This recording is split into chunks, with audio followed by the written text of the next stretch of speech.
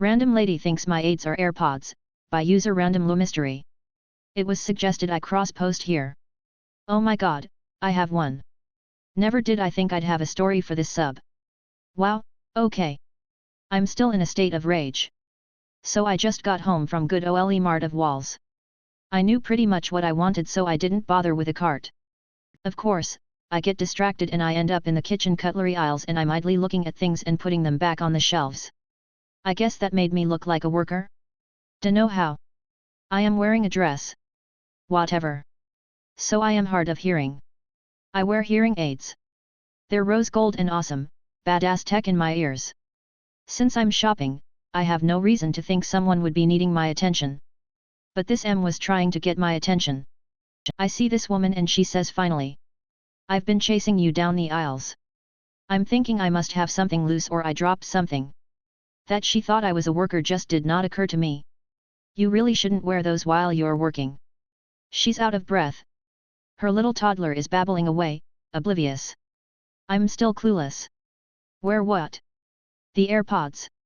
Fun fact, as someone who is HOH, I mishear things and it took me forever to understand what she said. I thought she said their pods. Whose pods? Your pods. What pods? I'm looking down at my dress thinking something had latched onto my dress.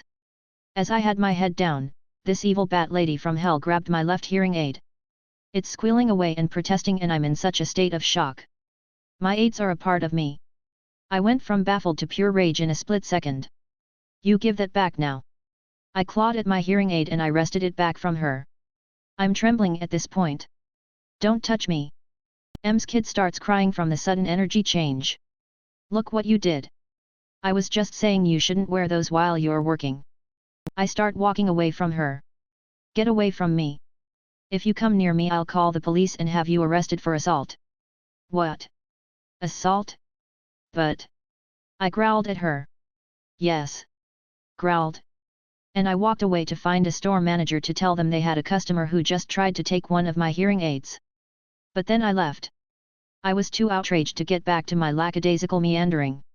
Quick edit, I did speak to a store manager but after, instead of getting what I went there for, I left.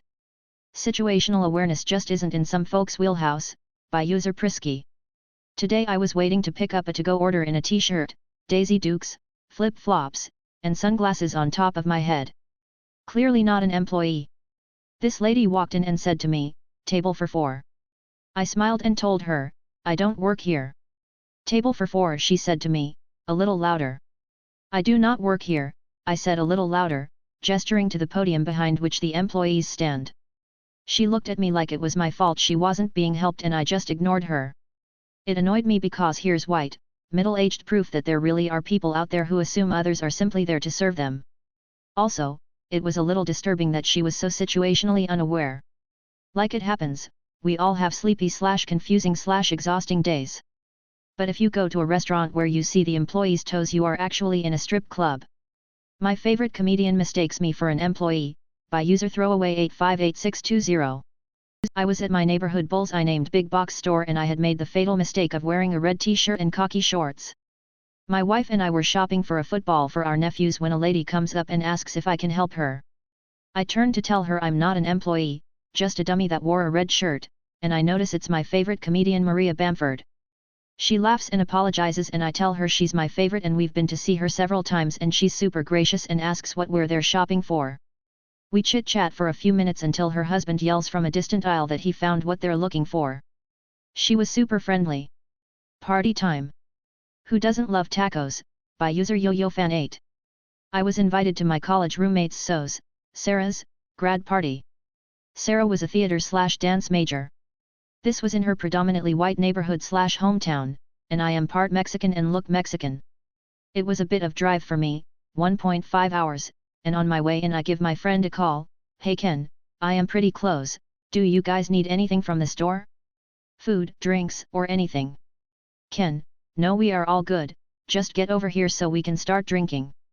I grab a bottle of wine and head over about 10 minutes after the start time.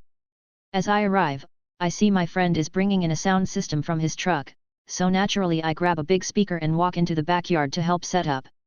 As I walk in, it is only white people, totally fine, just something I notice as I'm trying to find any familiar faces.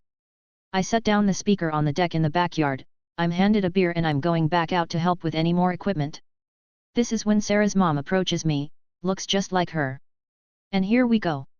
Sarah's mom, OMG, where have you been? You're late, we have been waiting for you. My impression, oh this lady is hilarious, I'm nobody in regards to this party, maybe this is her eccentric way of welcoming her guests.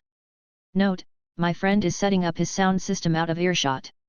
YYF8, beer in hand yet, I hit a little traffic on the way, but it wasn't too bad. I'm glad I made it, your backyard is beautiful and the setup looks really nice. Sarah's mom looks concerned and a little upset, well, did you bring the food? YYF8, laughs I called Ken, he said you didn't need anything? I'd be happy to go back, what can I get?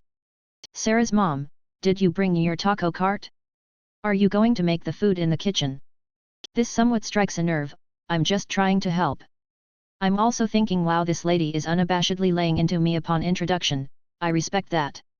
A light racist joke before introduction, that's a bold move. She's hilarious, I'll play along, let's throw some punches. YYF8, geez. Sarcastically my cart is in the shop.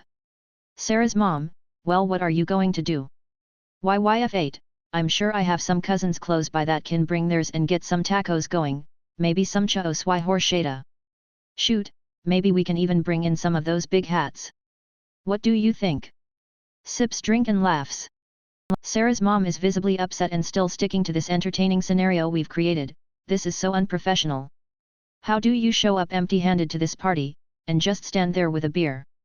YYF8, yeah how dare I?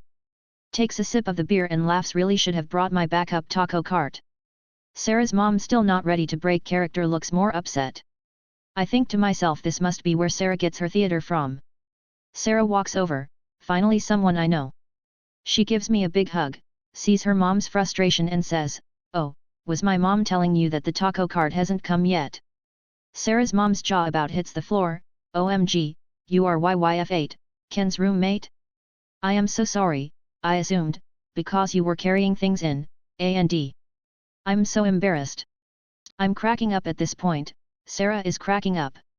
YYF8, phew, I'm really a terrible cook, so it's good thing Sarah came along, I was ready to get the food for this party, in fact hold on I'll be right back. I return presenting the bottle of wine just to add a little salt, sarcastically sorry I was so late, and forgot the food, I hope I am still welcome, or I can just cut grass and head out? She apologized again, and I assured her I was not offended in the slightest and helped to decide what to do about the food, and helped call a few places. They ordered pizza at this point. Turns out the vendor's truck, Pedro's, broke down on the side of the freeway and they were not going to make it. I can't just let a joke go, so I throw in, "Aw you guys went with Pedro's, Tia needs to straighten that boy out, he is always late to the family fiestas." I got a few more jabs in throughout the night. Ken, got a few good ones in and Sarah's mom played along. She was actually really nice and there were no hard feelings, just under stress because the vendor didn't show up. "Sorry lady, this is my flat not a salon," by user Franzi Wolka. "Sorry for the formatting, I am on my phone and English is my second language, so sorry for grammatical or spelling errors as well." So a little bit of backstory. We live in a 2-story building and on the first floor there are a doctor and beauty salons. The second floor are all flats and we live in the one at the very end of a corridor. On to the story. This happened 10 minutes ago and I am still baffled how someone could mistake my flat for a beauty salon.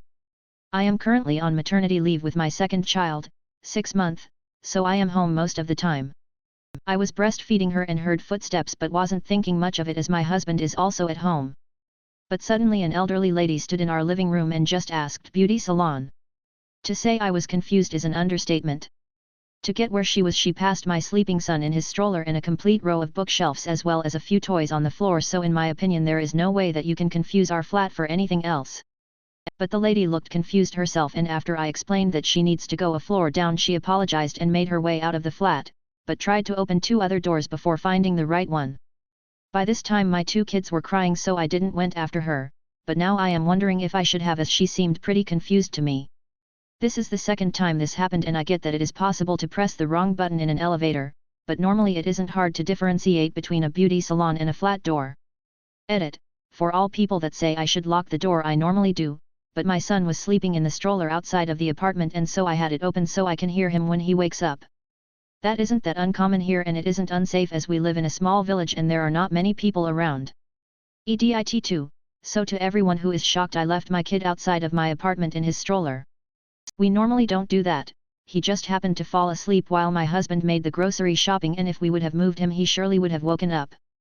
Our stroller is big so it isn't easy to maneuver it in our flat without bumping into things and waking him up as well. It also was cooler outside of the flat and I had the door open and checked on him frequently. Sure, kids can get kidnapped in all countries, but we are a village of 4,000 people with a tight-knit community and I don't know of a single case of child kidnapping that happened here.